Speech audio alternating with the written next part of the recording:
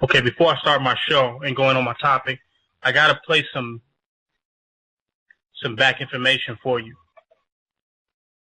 I came across this video somebody posted to the website, www.kingnobleBlackRulership.com. Make sure you join that website if you get a chance. Check out the stream over there. It is a very radical stream of information hidden there. It's not like Facebook or the other ones because you just get nothing but just radical information in the stream. Nothing but the news, not all the distractions of other social medias and networks. It just goes right in. So make sure you join that website. But somebody posted a video, and the video was very interesting. I had to check it out. It was called Neo is Not the One. Now, of course, it was some crackers, so bear with the video. But he went in on it, on showing how Neo was not the one. And that kind of opened my mind up to really look at some different things, and look at the infinite possibility of what this matrix really is and how it operates and how deep the rabbit hole actually gets. So before I can even begin talking about what I'm going to talk about tonight, I want to just play this video for you to give you a little background, to look at the matrix from a slightly different or alternate perspective. So give me a second and I'm going to go ahead and play that video.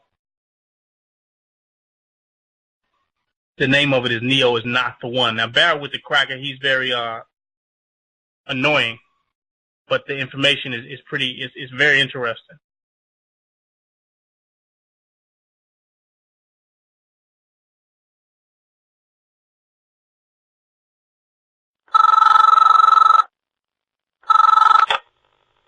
Wake up, theorist. I don't know if you're ready to see what I have to show you, but unfortunately the two of us have very little time. They're coming for you, and I don't know what they're going to do if they find you. I can help you, but only if you do exactly as I say. Watch this video, and perhaps you will have a chance. Good luck.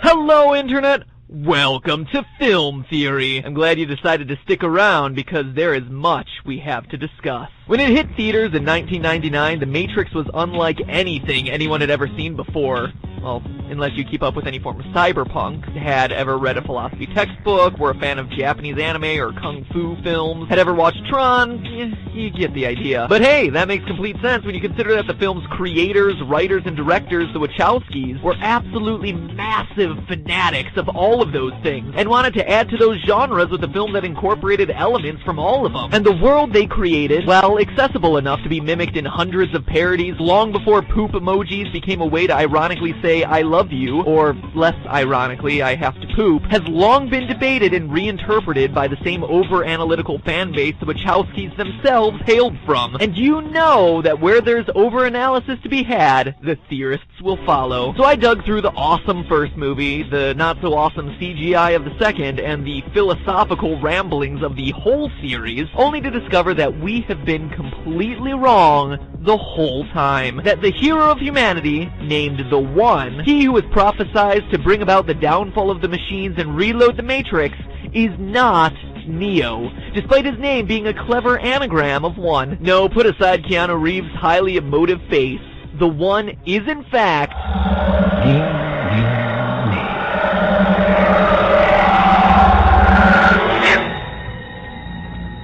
Me too. Agent Smith, the cold-hearted, murderous hater of humanity and the bad guy trying to stop Neo, is in fact the hero who sets in motion the destruction of the Matrix and humanity's freedom. Let's see how far this rabbit hole goes. Now I'm going to assume you need a bit of a refresher on what the heck this trilogy is about beyond white dreadlocks and Christ imagery. So let me do a real quick recap for you first. In the first movie we meet Mr. Anderson. I can't do it. I can't do the voice. In the first movie we meet Thomas Anderson, a hacker codenamed Neo, who is disillusioned with his job, his life, and reality itself, until mysterious messages lead him to Morpheus, who totally blows his mind when he tells him that the world as he knows it is a computer simulation, and humanity is enslaved by machines who use this digital reality, or the Matrix, to keep humanity submissive while they harvest their body heat for energy. Turns out, Neo is the subject of a holy prophecy. He is the One, humanity's savior, who has the ability to transcend the laws of this digital reality in such an advanced way that he can do amazing, epic, not at all ripped off from Dragon Ball Z-esque things. All hail the coming of the One and the destruction of the Matrix, right? Well, as the architect explains in the second movie in a monologue that's gone down in history as one of the single most confusing things ever said by an actor in a major blockbuster ever, Neo's special status is all part of the machine's master plan. You see, another name for the One is the Prime Program. He's the result of an imperfect system. You know how when you divide numbers together, you sometimes get a remainder when they don't divide in perfectly? The One is basically all those remainders glommed together into a big number ball. And as long as he exists, the Matrix will remain imperfect and gradually descend into chaos until it crashes and destroys all of humanity, including its last stronghold, the sweaty dubstep-fueled rave cave of Zion.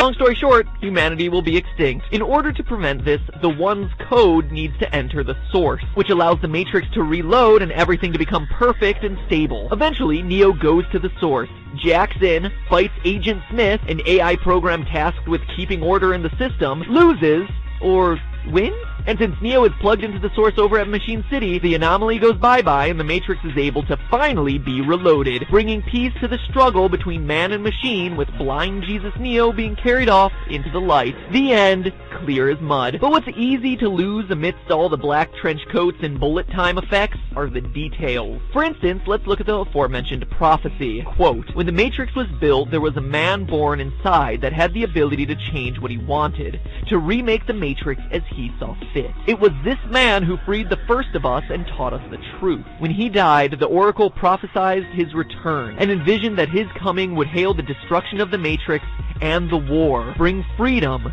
to our people." End quote. So if Neo is truly the One, he needs to have been born in the Matrix, is able to change it, and ultimately destroys it to set humans free. Let's start with the first criteria. Born inside the Matrix. No. Neo was not born inside of the Matrix. He was born in one of those gross harvest pods by the machines. He even has the extra electrical outlets on his body to prove it, which are so useful during the holiday season. To be fair, Neo was reborn inside the Matrix after being killed by Agent Smith at the end of the first film, but keep in mind that the Oracle's prophecy also specifies, quote, "when the Matrix was first built." And, as we're told in the film, this is the 6th version of the Matrix. The Matrix is older than you know. I prefer counting from the emergence of one integral anomaly to the emergence of the next, in which case this is the 6th version. Mr. Anderson wasn't around way back then. You know who was, though? Agent Smith. Smith has been there since the beginning. Did you know that the first Matrix was designed to be a perfect human world, where none suffered, where everyone would be happy? It was a disaster. He speaks about it in a way that implies that he was there. But not only that, he goes so far as to call the Oracle Mom in the third movie. You would know, Mom. So, despite him being just a computer program, the idea of birth still applies. But look at it a different way. At the end of the first Matrix, Neo jumps into Agent Smith, destroying him from within. But that moment fundamentally changes Smith. He's reborn in the second movie as a rogue virus. As he explains to Neo, "Because of you, I'm no longer an agent of this system. Because of you, I've changed. I'm unplugged. A new man."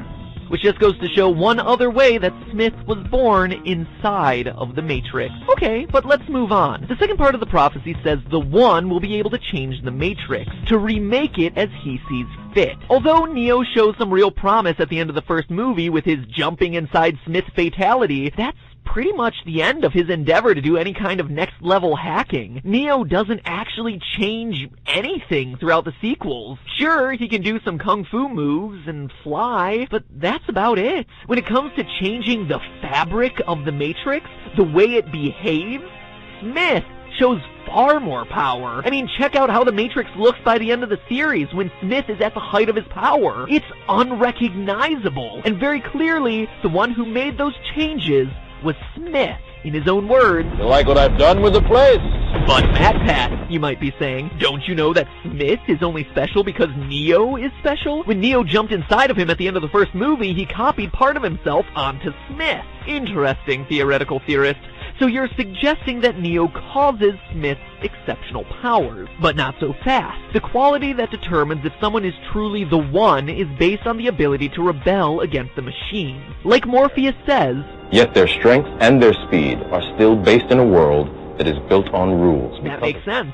Machines are just a series of zeros and ones, so of course they're bound by the rules of their programming. But wait, then how do you explain this scene? In the first Matrix, Smith takes out his earpiece while interrogating Morpheus and explains his desire to escape the Matrix. "I must get out of here. I must get free." And when the other agents walk in and see him without his earpiece in, they scold him. Smith is a program meant to ensure the security of the Matrix. That earpiece is his direct line with the system. And here it appears as though he's going rogue. Not only does the fact that Smith is able to go against the rules and take out his earpiece suggest his heightened ability to rebel, but everything he says in this scene is oddly human, talking about smelling and tasting humanity and being disgusted by them. "It's the smell. I can taste your stink." Long before he takes on Neo, Smith is working against his programming. Smith, not Neo, is the anomaly in the system. And now for the final tenet of the prophecy, that he would bring destruction to the Matrix and bring freedom to the people and end the war. Okay, so although the saga ends with the Matrix still intact, it gets pretty banged up during the Smith-Neo final battle, and in reloading, one could say that it was destroyed. And look who says that he's actually going to destroy the Matrix. You guessed it. Smith. And the only reason that the war between man and machines ends is because Smith is so darn good at tearing up the fabric of the Matrix that the machines can't control him anymore. This precarious position Smith puts the machines in is what gives Neo the bargaining power to strike up a deal with Babyface over here that allows the humans who want to stay in the Matrix stay, and the EDM fans who want to leave and head to the concert in Zion go over that way and get all sweaty. Neo might be the one making the deal, but without Smith's uncontrollable power, the machines wouldn't need to end the war in the first place. But here's the detail that seals the deal. The Matrix will reload when the remainder code of the One enters the source. Smith openly says that he's avoiding returning to the source after merging with Neo in the first movie. In his own words, he's been compelled to resist the call. "Afterward, I knew the rules, I understood what I was supposed to do, but I didn't.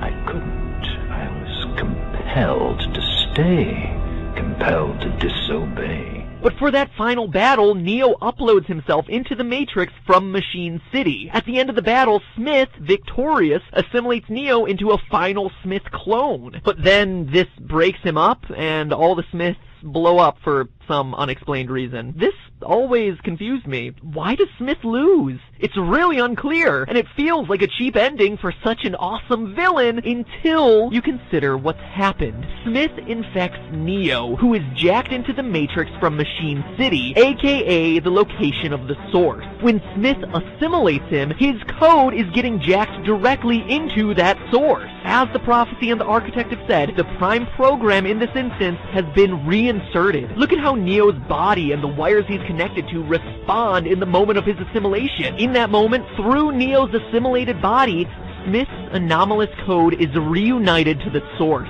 and the Matrix is finally able to reload. Let me make it clear. He is the One, but he's the unwitting one. He's the savior of humanity without even intending it, or wanting it for that matter. But that all leaves us with one final question, and it's a simple one. Why does everyone call Neo the One if he's not the One? The One. The One. The One. The One. The One. The One. The One. The One. The One. Sure, Morpheus and the Dirty Sweatshirt Gang may just be mistaken, but what about the Architects or the Oracle? These are two of the most powerful programs in the system, and they should probably know, right? Well, one of them does. In his rambling speech, the architect says it was the Oracle who created the One. Not only does this strengthen the whole mom argument with Agent Smith from earlier, but it also shows that she's the only person who truly knows the One's true nature, the One's true identity. I'm not the One. Sorry, kid. And what does she do with that knowledge? She chooses to lie to everyone else about it. In the final lines of the franchise, the Architect and Oracle meet in the Reloaded Matrix, with the Architect saying, You played a very dangerous game. What's he talking about? What is this dangerous game? Well, it's a reference to the lie. She told everyone that the One was Neo when she knew it was Smith.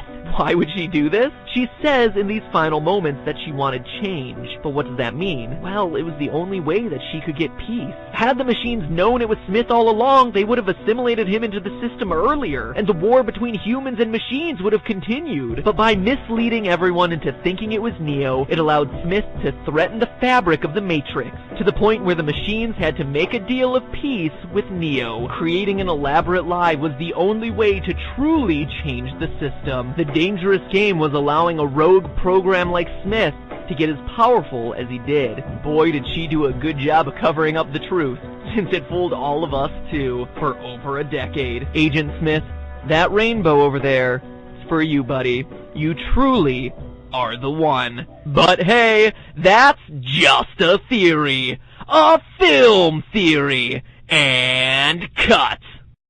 Subscribe, dear viewer, and you will have your eyes open to the truth in the realms of TV and cinema.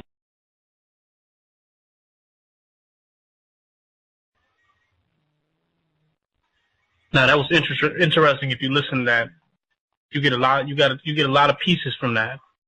For one, you get that.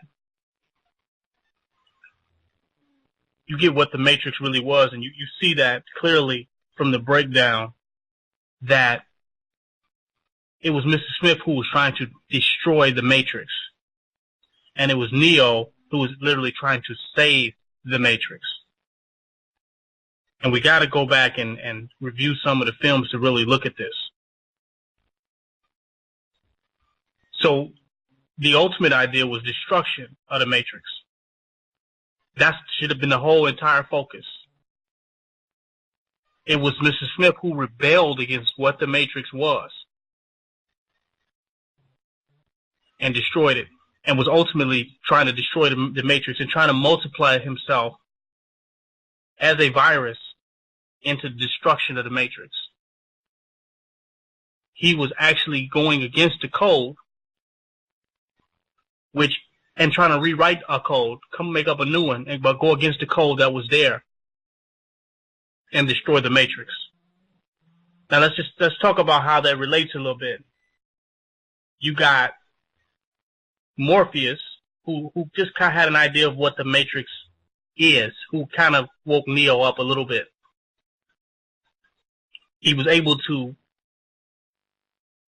allow Neo to look into the TV and see the world the way it really was. Awaken people's consciousness through using the TV, Sonata TV. And he awakened certain individuals. And the one that I guess awakened the most or was impacted by him, the young phenom Neo, was really trying to save the Matrix. That's Polite. And a lot of people don't understand that's what Polite has done from the inception of when he's come into the conscious community. He has been trying to save the Matrix all along. Everybody in the conscious community has always been against becoming conscious for the purpose of being against the Matrix, against the materialism, getting away from the material reality, really becoming conscious, coming out of that whole Matrix. And Polite has made the Matrix look good or seem valuable. He has kind of intertwined the Matrix world with consciousness, with the so-called conscious community.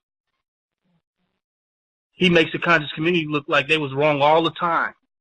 They was wrong all along, and that their real objective was really to get money, and they was making some type of mistake. And now he has found a way to get this type of money through real estate and through these different ideas that he has.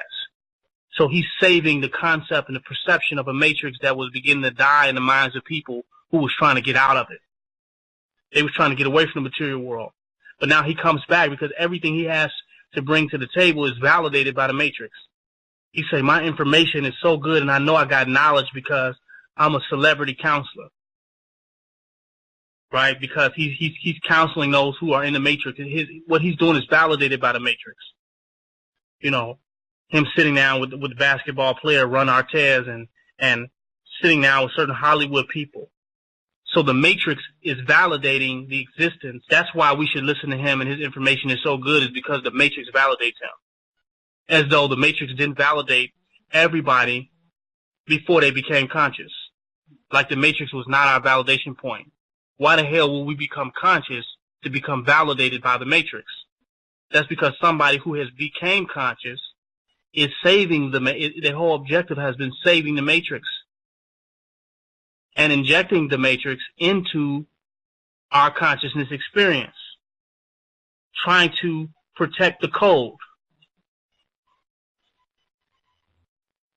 Mr. Smith wanted to destroy the code that was there. Neo was trying to save the code, even though he could go beyond it, but him going beyond it was written into the code that he had. Now you got people coming along talking about we need some type of a code. They're trying to reinstitute a code. Talking about the code of conduct. That's your Professor Griff's and individuals like that, not realizing that we're supposed to go beyond the code that was already there, that it's supposed to be a revolution. There's supposed to be a transformation that is supposed to happen where we actually consciously evolve. And we can't evolve if we're maintaining a code that was already there, and the code that was there didn't represent the end of the matrix. It didn't represent the destruction of white supremacy. So how can we maintain a code that didn't represent the end of the white supremacy matrix?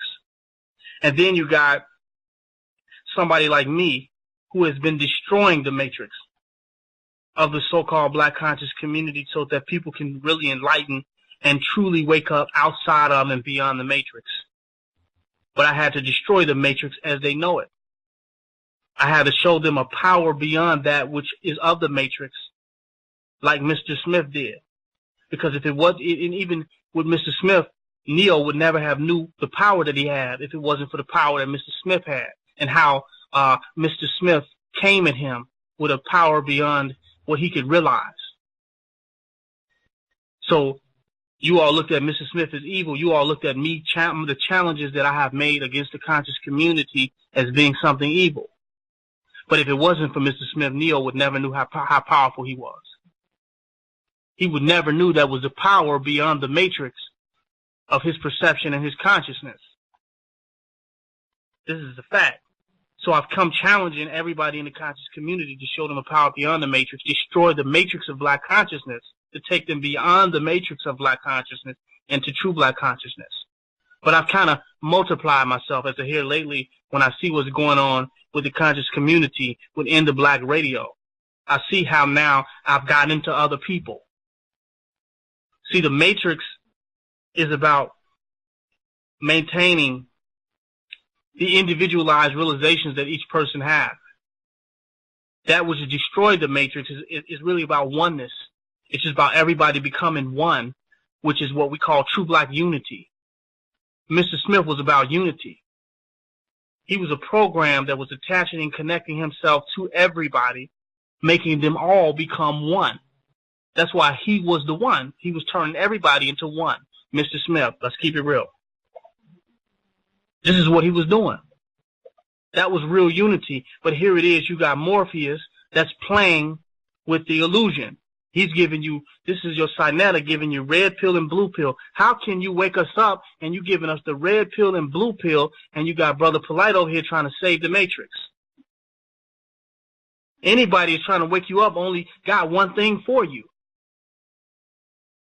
They're not giving you the red pill. They don't have the red pill and the blue pill for you, not realizing that the red pill and the blue pill both are in the matrix.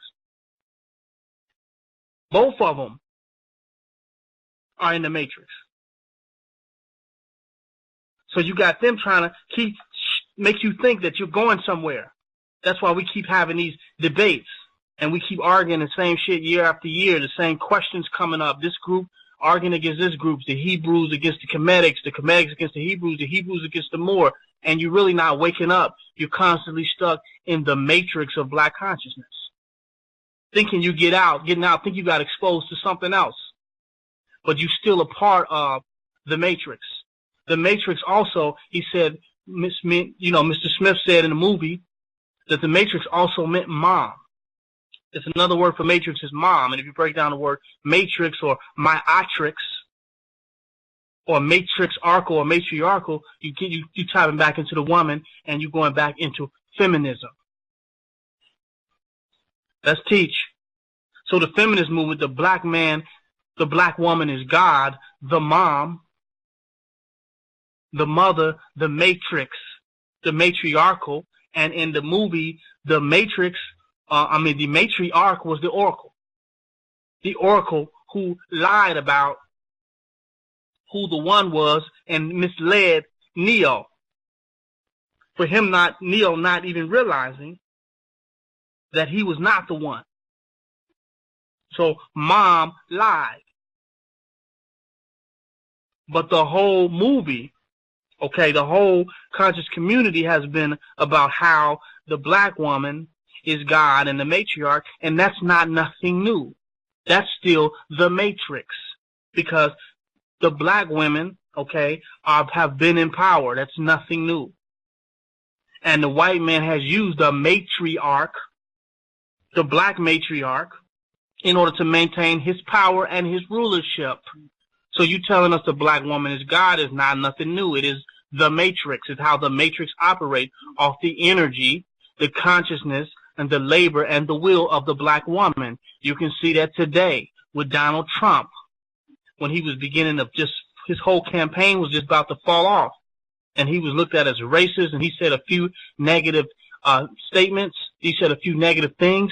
What did he have to do? He had to go to the oracle, to the mothers, to the mom, to the matrix, to the black women, for them to try to help get him back together and get their support and their validation. Because and that's why those women said, "We support you, Donald Trump." Those two black sisters. We support you. You're going to be our next president. We want you to build that wall, build that matrix. So the black woman has represented the matrix, the wall, the system.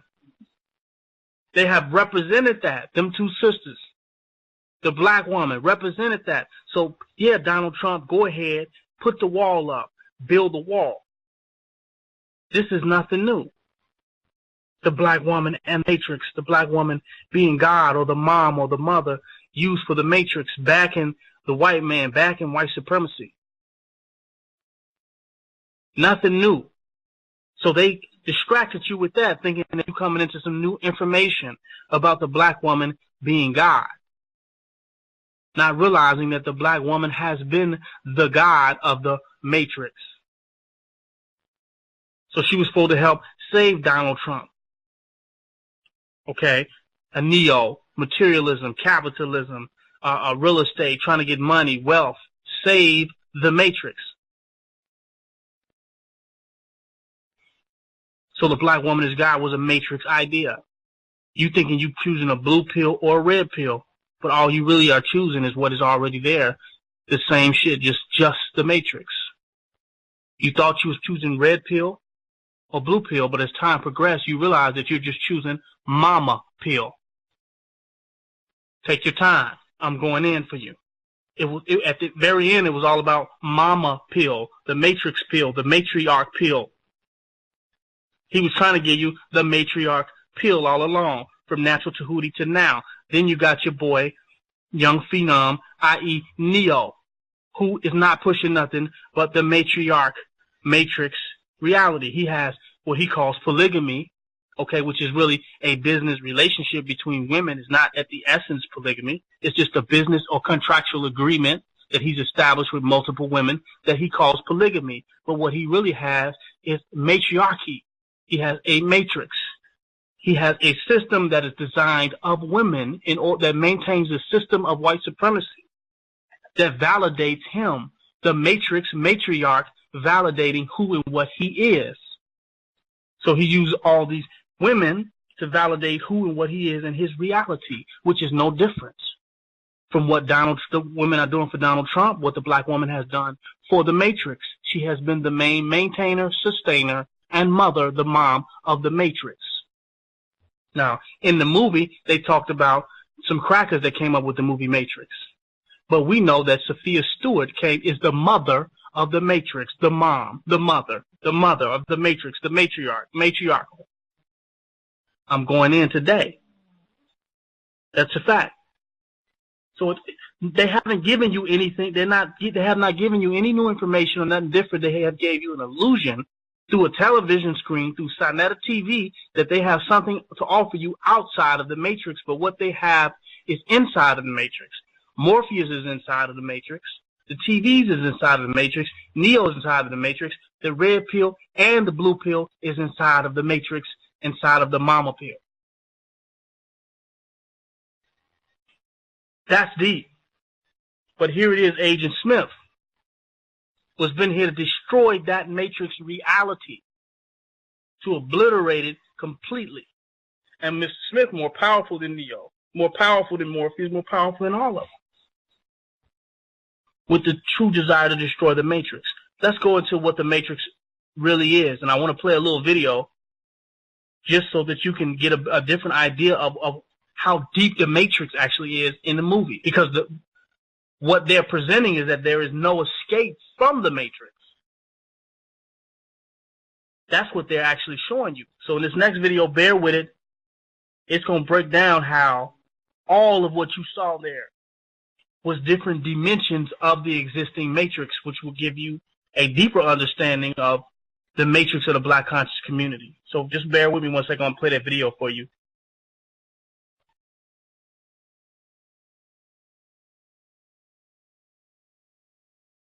It's like 10,000 spoons when all you need is a knife. There is no spoon.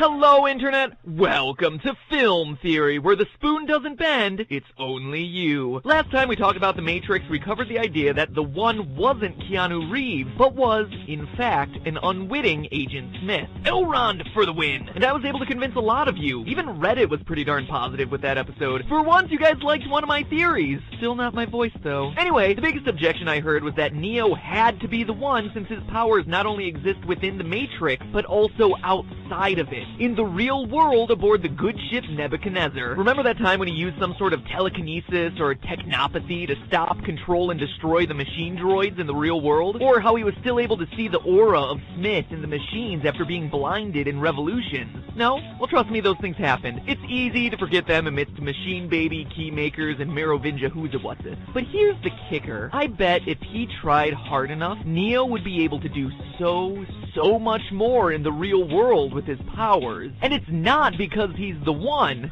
Oh no. Neo is able to have these superpowers because he's still in the Matrix. They all are. Morpheus, Trinity, enthusiastic rave dancer. Everything we're shown in these movies, from Zion to the city to the simulations aboard Nebuchadnezzar, are different tiers within a grand, complex, multi-layered matrix. Like Inception, but with more trench coats and fewer blahs.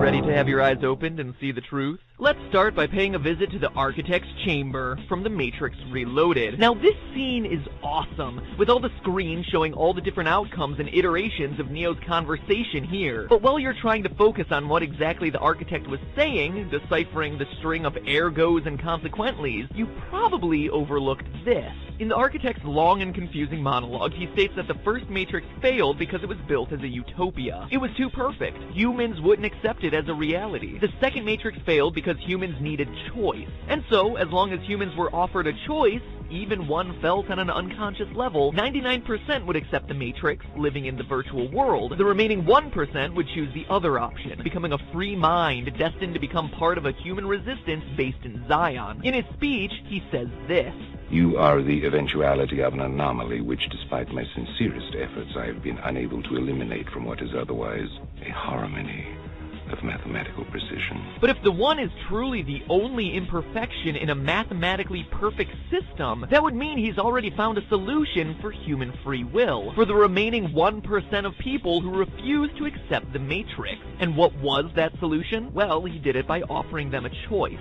The option of Zion, the quote-unquote real world, a simulated quest to escape being enslaved by the machines. He's already admitted to creating imperfect worlds for humans to accept the Matrix. Is it really so hard to believe that he would create a simulated struggle as another tier within the Matrix to account for those humans who reject a digital world? It may seem like overthinking at first, but it actually explains a lot of logical errors from the franchise. First off, let's look at the hilariously convoluted plot of the machines. Futurama nailed this one on the head. Don't be ridiculous. Their bodies are being used to generate electricity. The idea came from an old movie called The Matrix. But wouldn't almost anything make a better battery than a human body? Like a potato?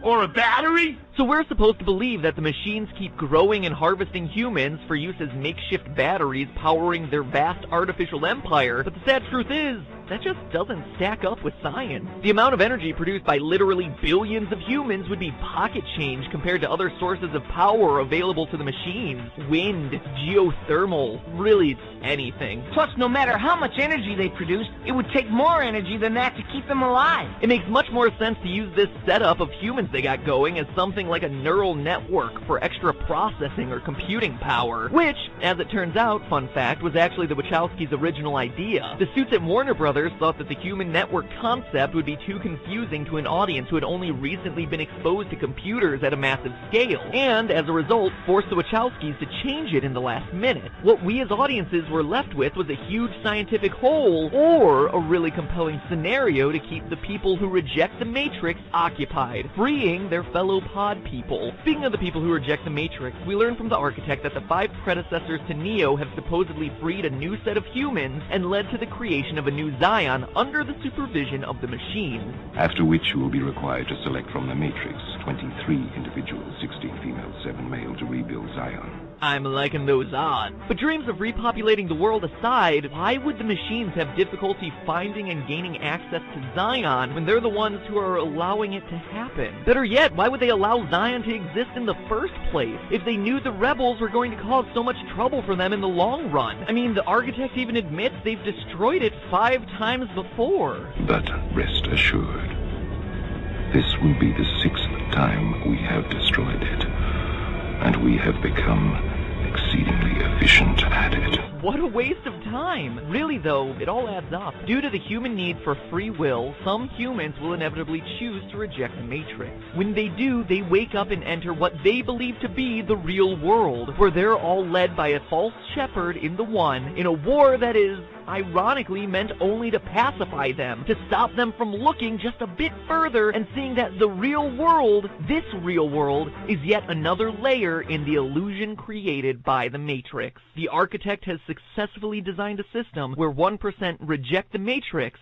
but still exist within the Matrix. I mean, seriously, why would Neo have telekinetic powers in the real world? The One is a superhero within the Matrix. The prophecies, though, say nothing about him also having powers outside of the Matrix. In fact, there are a ton of absurd interactions between the digital world and the one we're led to believe is the physical one that make no sense unless the real world is also a part of the Matrix. Now, some of it makes sense, like having the jack in the back of your head ripped out while your consciousness is within the Matrix being fatal. Alright, having your mind more or less separated from your body seems like a pretty surefire way to die. And I can even buy dying within the Matrix killing you in the real world. You know how they say if you die in a dream, you die in real life? Even though that's not actually backed by science, it could be written off as some sort of super intense placebo effect, where the power of suggestion in the Matrix is so strong, the brain reacts in violent ways and shuts down. It is a science fiction action film after all, so we're gonna have to suspend our disbelief a little bit.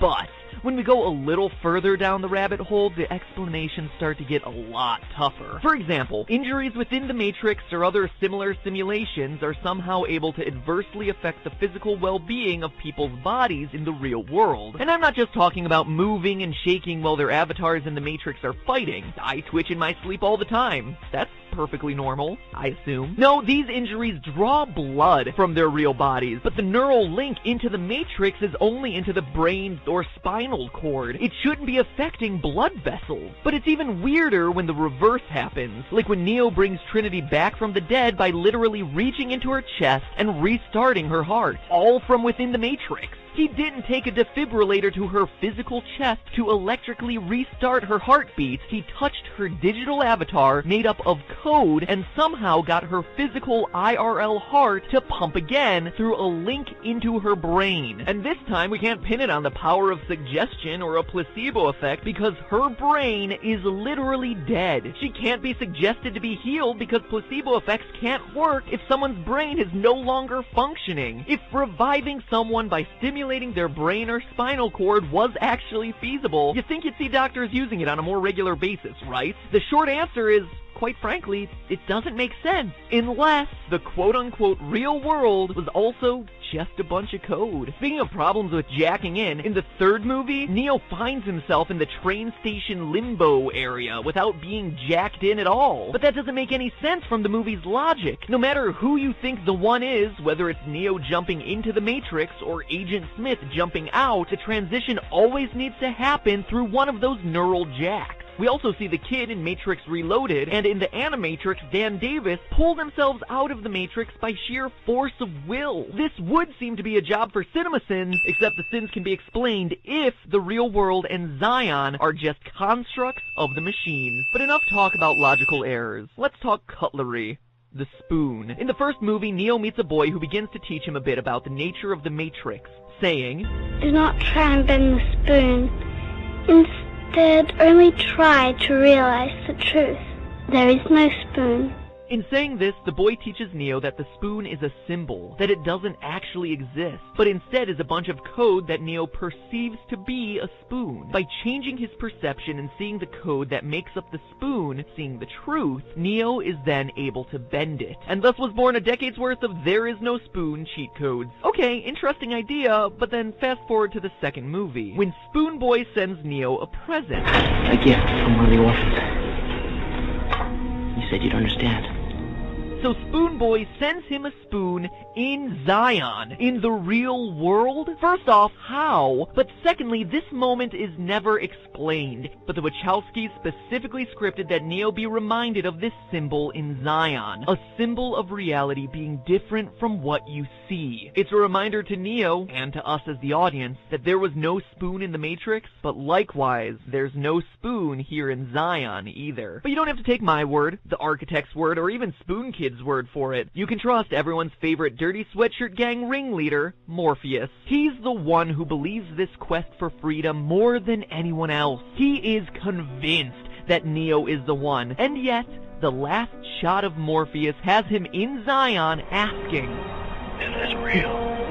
Kinda late to be having second thoughts there, buddy. Seriously, the Wachowskis didn't put his sudden lack of faith in there for no good reason. And beyond that, Morpheus is the name for the Greek god of dreams. And his ship, the Nebuchadnezzar, is named after a Babylonian king mentioned in the Bible who is haunted by bad dreams. Morpheus and his ship are symbols of dreams, illusions. And when the franchise starts, we would assume that the dreams his name is a reference to is the Matrix itself, an artificial reality. But as the franchise goes on and we peel back the layers of strange physics, convoluted speeches, and spoons, it starts to become apparent that the illusion isn't just the Matrix. It's the real world, another fabrication created by the machines. By including this line of, "Is this real?" as humanity finally wins and Morpheus's goals are realized, the Wachowskis undermine the victory, hinting that it probably isn't. Sneaking around the machines, the hunt for the one, Zion itself. Red or blue? Take either pill. It doesn't matter which one, because you'll still be trapped in the machine. Wake up, theorists. There is no rejecting the Matrix. But hey, that's just a theory. A film.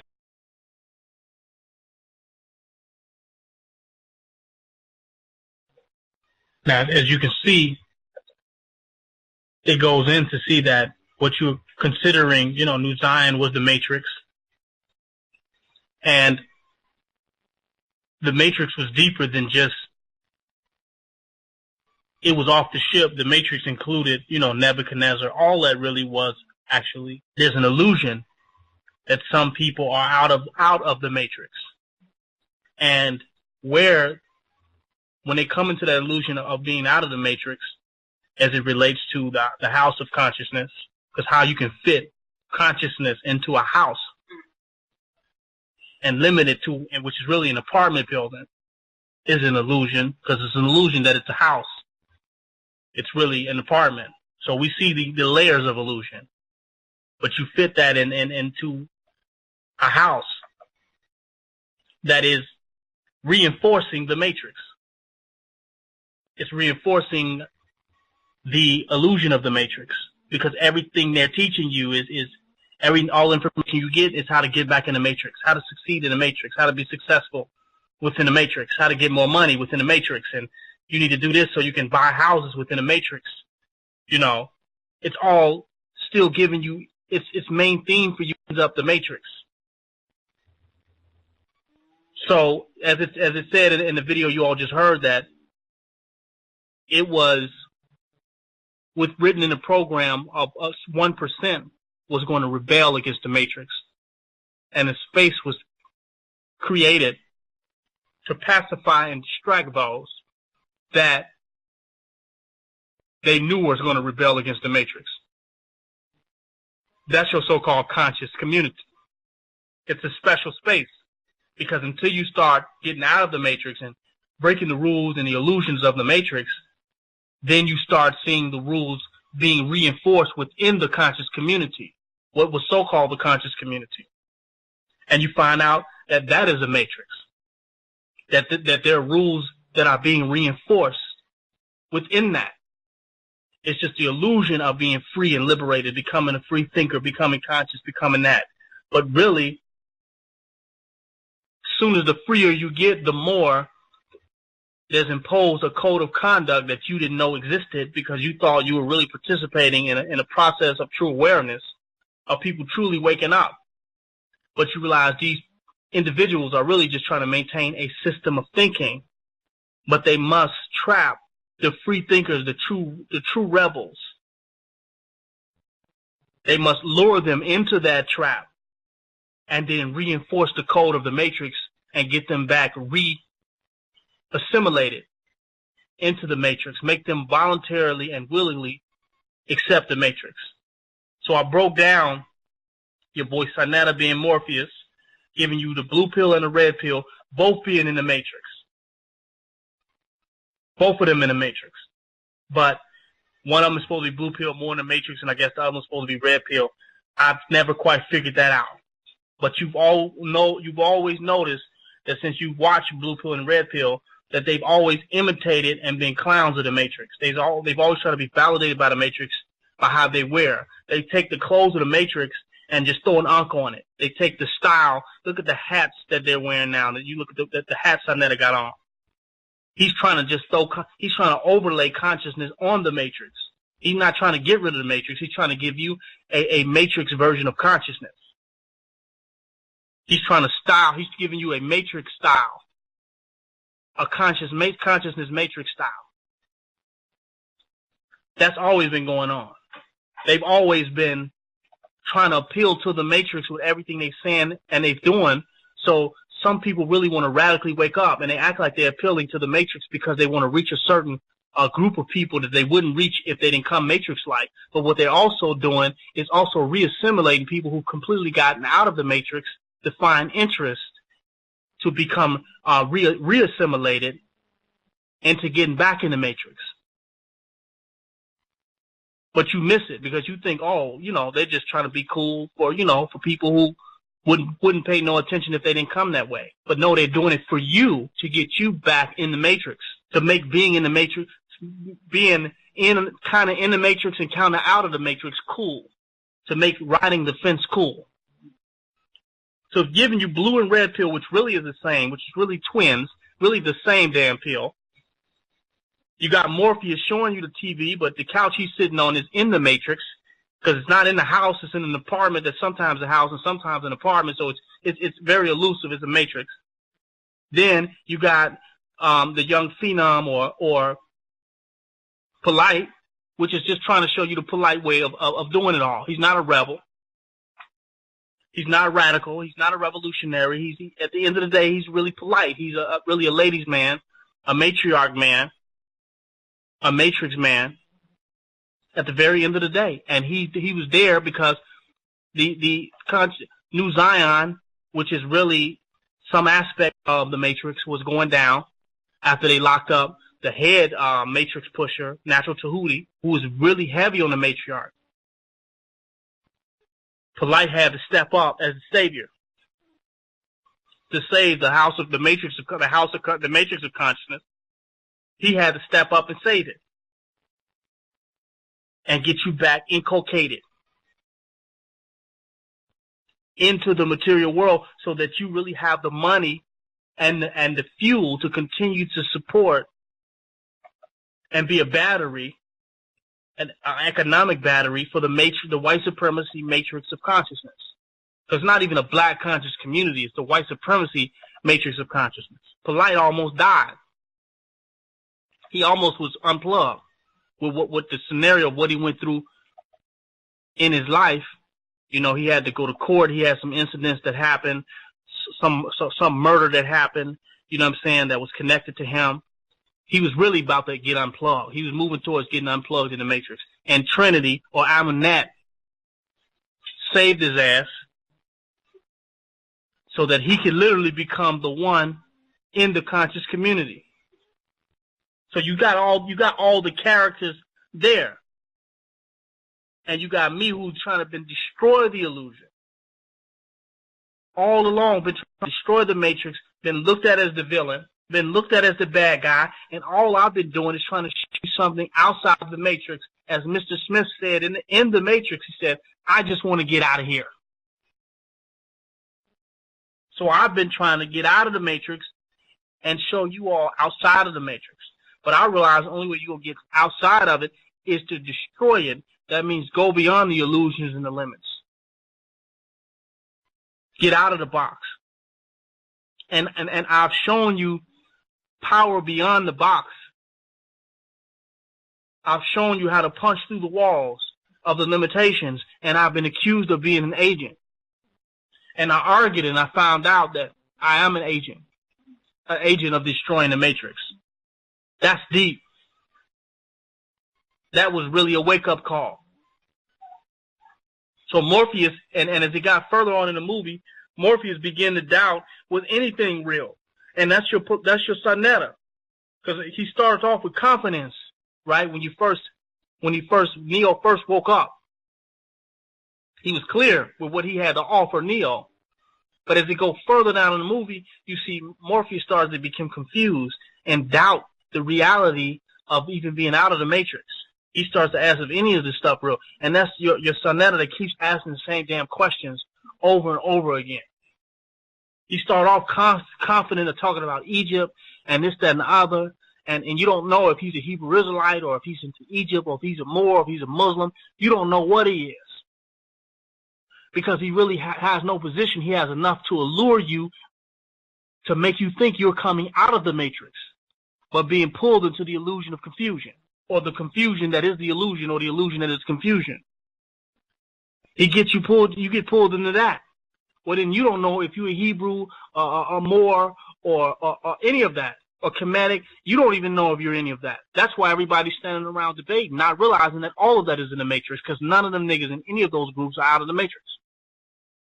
Whether you with New Covenant and any of that, all of it is still tied in to the rules, regulations, the laws, and the codes of the Matrix. Period. I want to open up the lines within the last 4 minutes of the live show. Call in if you want to hear the live stream after, because the show is going to end in about 4 minutes on the live stream. But you can go back and hear it in the archives. And you also, if you call in and you're on the phones, you can hear the after show. So if you are listening on the internet and listening to the live stream, just make sure you call in 1-646-716-9305.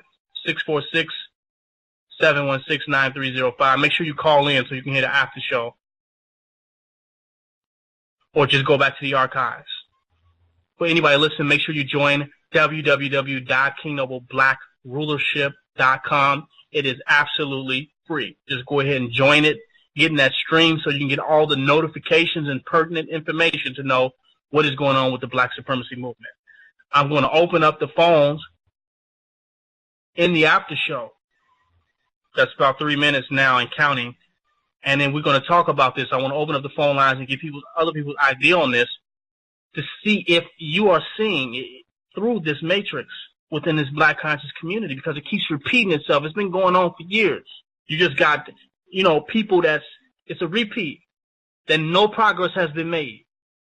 They're still debating so many years later. And you think this one wins the debate, and so that you got the truth, and then this one comes back and wins the debate, and you're kind of just sucked into something that is just a matrix of consciousness where you're not really changing, growing, and evolving. You still where you were 10 years ago. You're confused about what is better and what is right, and distracted from the destruction of the ultimate matrix. You standing in that 1% thinking you're safe, and you're partying with your Afrocentric gear and a tire on and your unks and all that. You think you're free, but you're being distracted from destroying what the matrix really is, from confronting what the matrix really is, because you believe you're somehow out of it. That's deep. Let me open up the lines. Make sure you call in on the live stream. Any questions or comments? Let's build on this. Call in now. Press 1-646-716-9305. Press 1 and then I'll bring you in. Let's build on this, man. The matrix of the Black conscious community. 407. Yo. That was very deep. It's very deep and real clear. It's basically the matrix with a little conscious sprinkles on it. Yeah, you still there? Oh, yeah. Everything that you said was pretty much on point. I was following it. Even when I was listening to the white boys, that kind of blew my mind. I never thought of it in that perspective at all, and I thought I had a deep outlook on the Matrix. It's going to make me want to watch it again. It's just really interesting. You were villain, but usually when the people who are usually villainized, those are the ones that you got to watch, and usually they're saying something right. You know what I mean? That's the fact you're teaching.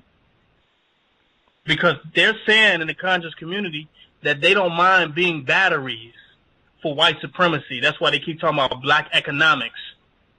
Yeah. When we don't own the Federal Reserve Bank, we don't print the money, and the entire infrastructure of capitalism in America works for white supremacy. But they're making you feel okay about being a conscious battery for white supremacy. As long as it's consciousness on the battery, it's okay. As long as you write that word on there. Yeah, it's just being comfortable in the conscious community, in the matrix. And the thing is just like you said, is like that certain percent that rejects, that has that spirit that says, nah, something ain't right. That's the target market for the conscious profiteers, as you could, you know what I mean? You teach and it's just really interesting. Just like with the vending and the black business. I mean, I remember you speaking on basically like besides donating, just collective, doing things collectively. You know what I mean? Even trade, like those out of the box things they don't want. They want to stay still structured inside the matrix. You know what I mean? Like it's almost the same as going to church to a certain degree. Yep. You got the preaching. You got the popular ones. You're getting the money. It's the same thing. It's just different. Right, but they make it appealing to you, because you think you're out of the matrix and you think you're doing something different. Oh yeah. But they're just making the matrix palatable for rebels. Yeah. You follow what I'm saying? Like you think you're liberated, but you're really just given the free choice now to be in the matrix now. Now you got freedom. Now you're free to be in the matrix now. Yeah, you in Zion. Right. That's how I'm gonna look at it now. Like you in Zion. You ain't out yet. Right. And you're not free to be out, because as soon as you start coming up with some concepts and ideas that's really, really out of the matrix, that's when you start seeing them. That's where you start seeing the light code lockdown. That's when they start coming in, letting you know that, hold up now, no, wait a minute now, there's rules to this thing. This is how this operates. And you thought it was about freedom and we were making some type of particular progress, and now you're hearing you can't do that and you shouldn't say that, and this is the truth, the only truth I'm going to accept. You're seeing a lot of censorship within the conscious community. We're not trying to hear what you're trying to say. And you see the enforcement of ideas. Go ahead. It was actually Sonetta when I went to Harlem, and it was that brought me really into the conscious community. And then it brought me to you too, because I think they was talking junk about you. So let me check you out, and I was like, yo, this dude is the truth though, And the thing that's crazy is that once you say, fuck it, I don't want to deal with none of this, then it's a problem, which is kind of crazy. I'm like, wait a minute. You guys, you're saying one thing, but your actions are different. Like I even know the Black News 102, they don't tell the news. Come on, man. They scared to tell the news. Like all these events that are happening with our people, and when you go to Black News 102, they don't mention none of it. That's they crazy. Don't want you to know the truth about what's going on. They want you to be caught up and distracted in the entertainment of the matrix of the Black conscious community. Yeah, so they turned your true quest for spirituality and enlightenment and empowerment to entertainment right in front of your face. Is that crazy? The Moors debating the Hebrews, that's not news. When I go to Black News 102, I'm like, there's no news. There's no information. There's nothing given to us to pull us out. Nothing. It's just entertainment. Right. A distraction from real information, from truth. Somebody takes your spiritual quest. You really woke up. You went through some stuff. You're compassionate about the condition of your people. You really want to wake up and do the right thing, and then you turn on and they turned your spiritual journey into entertainment right in front. It's just a sitcom. Your spiritual awakening is your favorite television show now. You got Empire and you got Sonetta TV with Larry sitting up there, Professor Larry, and the same, cast. They got a casting crew. The consciousness. A conscious casting crew. Yeah. So and then they start reinforcing. It ends up in them just reinforcing conservative ideas of the matrix. These Negroes will tell you to vote. You know what I'm saying? They sexuality gangbangers. You know what I mean? Yeah, they give you all they so-called expose you to all this conscious community. All this conscious information, and they really just doing it for $1. Right? But if somebody actually really become conscious, they're quick to tell you that you're crazy. Like if you really, actually, really wake up from the information that they gave you, all the DVDs, if you watch all that shit, nobody on 125th Street will want to fuck with you. You feel me? If you really ingest and watch all of it and actually begin to think, it's not to think. The DVDs all that information is meant for you to be able to just be a part of the clique through association. Just put this on your wall. These are just trinkets and medallions and things that just be able to associate with the Matrix clique. Don't really believe the information. Don't really get involved in it on a real level. You follow? Yeah. Because the information will take you beyond anything that they are talking about if you really, really ingest it.